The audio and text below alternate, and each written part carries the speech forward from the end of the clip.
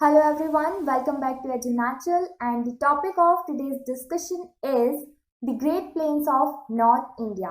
I hope you all are doing very well in your studies.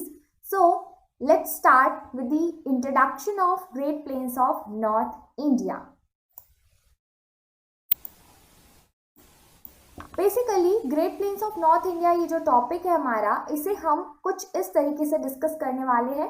General introduction को समझेंगे, then we will discuss about the classification. Like great plains of north India has been classified into two different basis, physical basis and regional basis, just like Himalayas, right. तो in physical basis we will discuss the four parts, Bhabar, Terai, Bangar and Khadar, and in the regional basis we will discuss Rajasthan plains, in this Punjab Haryana plains, Gangetic plains and the Brahmaputra plains. Then we will discuss the difference between Bhabar and Tarai, difference between Khadar and Bangar, and what is the importance of northern plains of India. So this is all about which we will discuss in the further lecture series, right? तो start करते हैं सबसे पहले introduction से। The Indus Ganga plains, which are also known as Great Plains. Indus Ganga जो plains हैं उन्हें हम Great Plains of India के नाम से भी जानते हैं। ये आखिर है क्या? These are the large flood plains of Indus Ganga and Brahmaputra river system. Like अगर ये कोई river system है तो इसके आसपास का जो एरिया होगा वो काफी फर्टाइल होता है, क्योंकि रिवर काफी सारे सेडिमेंट्स को लेकर आती हैं जिसे हम एल्यूवियम बोलते हैं, और एल्यूवियल सॉइल काफी ज्यादा फर्टाइल होती है। तो ऐसे फर्टाइल प्लेन्स को, जो कि एकदम समतल है, लाइक माउंटेन जैसा नहीं है, प्लेट्यू जैसा नहीं है, कोई हिली रीजन नहीं है, अप्स एंड डाउन्स बहुत ज्यादा नहीं है, मोस्ट ऑफ द पार्ट इसका प्लेन है, समतल है, फ्लैट है, जहां पे इजीली एग्रीकल्चर किया जा सकता है, कोई भी कम्युनिकेशन एक्टिविटीज की जाती है, ट्रांसपोर्टेशनल एक्टिविटीज आसानी से की जा सकती है।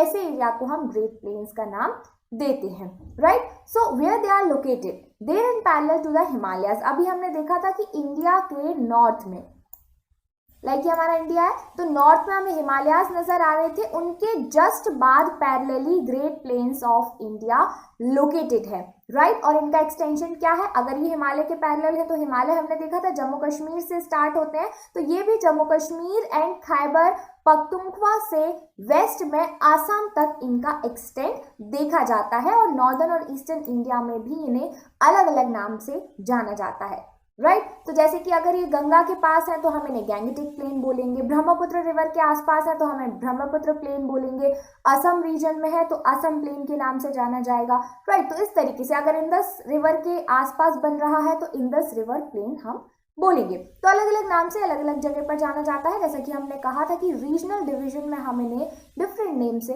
नोटिफाई करते हैं, right. Let's come to the point, division of the great plain. तो सबसे पहले हम फिजिकल डिवीजन की बात कर रहे हैं। फिजिकल डिवीजन की जब हम बात करते हैं तो फिजियोग्राफी के अकॉर्डिंग उसे डिवाइड किया जाता है।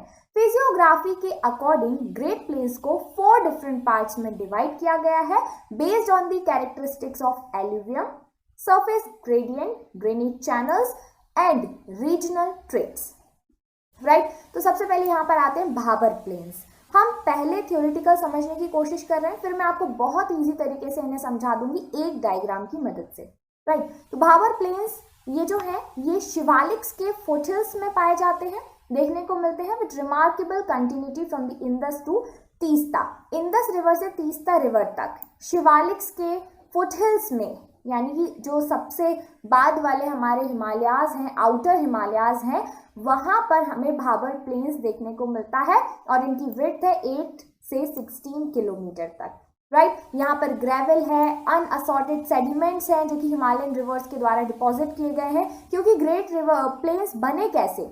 अगर ये हिमालय है, यहाँ से कोई नदी फ्लो कर रही है, तो जब ये फ्लो करेगी तो अपने साथ काफी सारे सेडिमेंट्स फ्लो करके लाएगी इन माउंटेन्स के इरोजन की वजह से, और वो सेडिमेंट्स जहाँ पर जमा हो जाएंगे रिवर के आसपास के इलाके में, उसी से ग्रेट प्लेन्स बनते हैं, राइट। तो यहाँ पर किस तरीके के सेडिमेंट्स है? Gravel, unassorted sediments deposit by Himalayan rivers in the foreland zone due to sudden break of slope. अभी तक क्या चल रहा था, हिमालय में जब रिवर्स फ्लो कर रही थी तो बहुत हाई स्लोप पे फ्लो कर रही थी। अब क्या हुआ, अचानक से प्लेन रीजन आ गया तो रिवर की वेलोसिटी क्या हो जाएगी, कम हो जाएगी। वेलोसिटी कम होने की वजह से जो सेडिमेंट्स वो हिमालय से कंटिन्यूसली बहा के ले आ रही थी, अब उनकी लोड कैरिंग कैपेसिटी उतनी नहीं बची है कि वो आगे कैरी कर पाए और वो सेडिमेंट्स को वहीं पर डिपॉजिट करती जाएंगी प्लेन रीजन में, राइट। जो ज्यादा हैवी होंगे वो यहीं पे डिपॉजिट हो जाएंगे, जो थोड़े से लाइट होंगे उन्हें थोड़ा और आगे तक ले जाएगी। इस तरीके से डिपॉजिशन प्रोसेस चलेगी। Sorry. The porosity is so high that all streams disappear in the Bhabur tract. यहाँ पर क्या होता है, बड़े बड़े बोल्डर्स होते हैं। बोल्डर्स होने की वजह से पोरोसिटी बहुत ज़्यादा होती है, जिसकी वजह से ऊपर ऊपर हमें पत्थर नजर आते हैं और रिवर जो है वो अंदर हो जाती है। तो इस पोरोसिटी की वजह से जो रिवर स्ट्रीम है वो हमें अंदर नजर आती है, यानी उन पत्थरों के अंदर छिप जाती है और हमें ऊपर ऐसा लगता है कि यहाँ पे कोई रिवर फ्लो कर ही नहीं रही है, राइट। तो ड्राई चैनल्स हमें देखने को मिलते हैं। It is not suitable for agriculture, because यहाँ पे बड़े बड़े बोल्डर्स होंगे तो वहां पर एग्रीकल्चर कैसे हो सकता है। एग्रीकल्चर के लिए फाइन सॉइल जरूरी है, राइट। फिर आते हैं हमारे तराई प्लेन्स, राइट। तराई प्लेन्स कहाँ पर लोकेटेड है, साउथ ऑफ दी भाबर, यानी भाबर से थोड़ा सा नीचे, थोड़ा आगे चलेंगे हम तो हमें 15 से 30 किलोमीटर वाइड तराई प्लेन्स मिलेंगे जो कि मार्शी है, बिकॉज यहाँ पे पानी बहुत ज्यादा होता है। The Terai is more marked in the eastern part then in waste due to high amount of rainfall. India के ईस्टर्न पार्ट में ज्यादा रेनफॉल होती है, as we all know that. जो हमारा मेघालय वाला पार्ट है, वेस्ट बंगाल वाला पार्ट है, क्योंकि यहाँ पर क्या होता है कि साउथ वेस्ट मानसून से भी बारिश हो रही है, रिट्रीटिंग मानसून से भी बारिश हो रही है। तो यहाँ जहाँ ज्यादा पानी होगा वहां पे हमें ज्यादा तराई प्लेन्स देखने को मिलेंगे, because this is a marshy tract, right. It is a zone of excessive dampness, thick forest and rich wild life. Point बहुत ही जरूरी है, आपको याद रखना होगा। कभी स्टेटमेंट दे दिया जाता है तो चारों में से क्या आंसर होगा, तराई आंसर होगा इसका। फिर आते हैं बांगर प्लेन्स पे। Bangar represent the uplands, alluvial terrace है ये, जो कि डिपोजिशन ऑफ ओल्डर एलुवियम से बने हैं और lie above the flood limit of plains, यानी जहां तक नदी बाढ़ का पानी लेके आती है उसके ऊपर है ये बांगर, राइट। बांगर ऊपर है, यानी कि सबसे बेस्ट सुटेबल होगा एग्रीकल्चर के लिए, क्योंकि यहाँ पर फ्लड प्लेन्स नहीं है, पानी बार बार नहीं आएगा, बोल्डर्स भी नहीं है, फाइन एलुवियम यहाँ पर है। Main constitute of Bangar is clay, जैसे हम लोकली कंकड़ बोलते हैं। कंकड़ और क्ले यहाँ पर हमें देखने को मिलती है, जो कि लोमी और सैंडी लोम यानी सैंडी सॉइल और लोमी सॉइल यहाँ पर मिलेगी। ये जनरली कहाँ पर देखने को मिलता है, दोआब रीजन में। गंगा और यमुना के बीच का जो रीजन है उसे हम दो आब बोलते हैं, क्योंकि आब मतलब होता है वाटर और दो मतलब टू, तो दो वाटर स्ट्रीम के बीच का रीजन दो आब कहलाता है।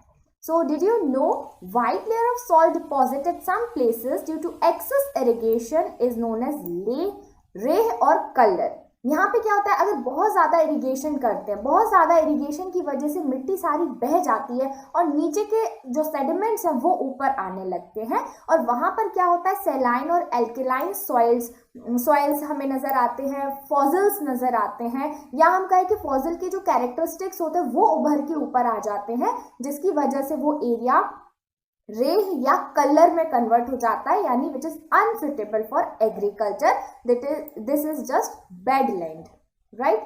फिर बढ़ते हैं खादर प्लेन्स की तरफ। खादर प्लेन्स होते हैं यंगर एलुवियम, यानी कि जहां पे सबसे ज्यादा यंग एलुवियल सॉइल है, नई मिट्टी है, वो कहाँ पे होगी, रिवर के सबसे करीब, जहां पे हर साल फ्लड प्लेन्स आते हैं, यानी कि फ्लड हर साल जहां पे आती है, फ्लड वाटर आता है, तो ऐसी जगह पे हमें न्यू एलुवियम सॉइल मिलेगी, जिसे खादर और बेट बोलते हैं पंजाब में, जैसे कि आलिया बेट, खादर बेट, राइट। ये एलुवियम लाइट कलर की होती है, कैल्शियस मैटर बहुत ही कम होता है, consisting of deposit of sand, silt, mud and clay. फिर हम आ जाते हैं डेल्टिक प्लेन्स पे। बेसिकली 4 डिवीजन थे, लेकिन साथ ही साथ हम डेल्टा प्लेन्स को भी समझ लेते हैं। It is an extension of the Khadar plain, Khadar plain का ही एक्सटेंशन है delta plain. It covers about 1186 lakh square kilometre of area, जो कि लोअर गंगा रिवर में वेस्ट बंगाल में हमें देखने को मिलते हैं डेल्टिक प्लेन्स। आगे हम डिटेल में इनके बारे में डिस्कस करेंगे। ये जो अपलैंड एरिया होता है इसे लोकली चार्स या मार्शी लैंड या बिल्स कहते हैं, जो डेल्टिक प्लेन्स में हमें नजर आता है, राइट। और यहाँ पे जो फॉरेस्ट होते हैं वो टाइडल फॉरेस्ट हैं, जिन्हें हम सुंदरबंस के नाम से जानते हैं, बिकॉज टाइडल वाटर यहाँ तक पहुँचता है। देखिए मैप में आपको कंप्लीटली नजर आ रहा होगा कि जो हमारे नॉर्दर्न प्लेन्स हैं, डेल्टिक प्लेन्स हैं, गैंगेटिक प्लेन्स हैं, या हम कहें कि ग्रेट प्लेन्स ऑफ इंडिया, उनका एक्सटेंशन किस तरीके से है। राजस्थान से लेकर यहाँ पर पाकिस्तान का भी कुछ पार्ट कवर होता है। अगर हम सिर्फ फिजियोग्राफी की बात करें, सिर्फ इंडिया की बाउंड्री की बात ना करें तो राजस्थान, पंजाब, हरियाणा, उत्तर प्रदेश, दिल्ली, बिहार, वेस्ट बंगाल, असम, मेघालय तक ये पूरा जो बेल्ट आपको नजर आ रहा है हिमालय के जस्ट पैरेलल, ये पूरा हमारा ग्रेट प्लेन्स का पार्ट है।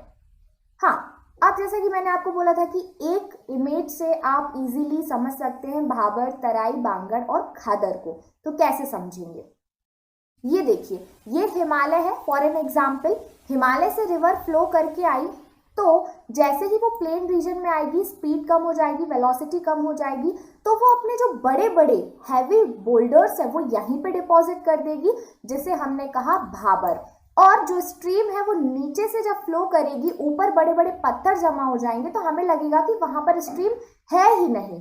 तो ऐसे एरिया को हम भाबर बोलते हैं, बड़े बड़े बोल्डर्स है, नॉट सुटेबल फॉर एग्रीकल्चर। उसके बाद आता है तराई रीजन। तराई रीजन में वापस से रिवर हमें ऊपर नजर आने लगती है, थोड़ा सा मार्शी एरिया भी ये होता है। इसके बाद आता है बांगड़। बांगड़ में ओल्डर एल्यूवियम है। ओल्डर एल्यूवियम का क्या मतलब है, ये एक रिवर है, ठीक है। रिवर में जब बाढ़ आती है तो पानी यहाँ तक आता है, जहां तक पानी आता है वहां पे न्यू एल्यूवियम होती है और उसे हम खादर बोलते हैं। अब कुछ एरिया ऐसा है कि पहले के टाइम पे पानी यहाँ तक आया करता था जब रिवर कुछ इस तरीके से वाइड वैली में फ्लो कर रही थी, राइट। तो पानी यहाँ तक आया करता था और इस वाले एरिया में एल्यूवियम को जमा किया करता था, ठीक है। एक रीजन तो ये हो गया। दूसरा रीजन ये कि जब यहाँ पर नई एल्यूवियल जमा होती जाएगी तो ये इसे पुश करेगी और यहाँ पर पुराना एल्यूवियम पीछे खिसकता जाएगा, राइट। तो ये ओल्डर एल्यूवियम वाला पार्ट जो है उसे हम बांगड़ कहते हैं, which is best fit for agriculture, because यहाँ पे ना तो फ्लड वाटर आएगा, ना ही यहाँ पे बहुत बड़े बड़े बोल्डर्स हैं, ना ये मार्शी एरिया है। तो बांगड़ एरिया सबसे अच्छा होता है एग्रीकल्चर के लिए। फिर खादर आपको समझ में आ गया, जहाँ पे बाढ़ का पानी आता है, रिवर के सबसे करीब होता है ये एरिया, और बाढ़ के पानी आने की वजह से यहाँ अगर एग्रीकल्चर करेंगे तो पता चला जब बारिश में बहुत तेज बाढ़ आई तो सारी जो फसल है वो खराब हो गई। तो यहाँ जनरली ऐसे क्रॉप्स उगाए जाते हैं जो शॉर्ट टाइम के लिए हो और जिन्हें ज़्यादा पानी लगता है, जैसे कि जूट है, राइस है, इस तरीके के कल्टीवेशन यहाँ पर किए जा सकते हैं। तो आई होप आपको समझ में आ गया होगा। रिवर के सबसे पास खादर है, फिर बांगड़ है, फिर तराई है और फिर भाबर एरिया है। मोस्ट आस्क्ड क्वेश्चन जो है वो ये है कि रिवर स्ट्रीम कहाँ पे डिमिनिश हो जाती है या फिर नजर नहीं आती है, तो वो एरिया हमारा होता है Bhabar, right? So this is all about the physiographic division of northern plains of India. I hope आपको इतना समझ में आ गया होगा। To be continue, next lecture में हम समझेंगे रीजनल डिवीजन किस तरीके से किया गया है नॉर्दर्न प्लेन्स ऑफ इंडिया का।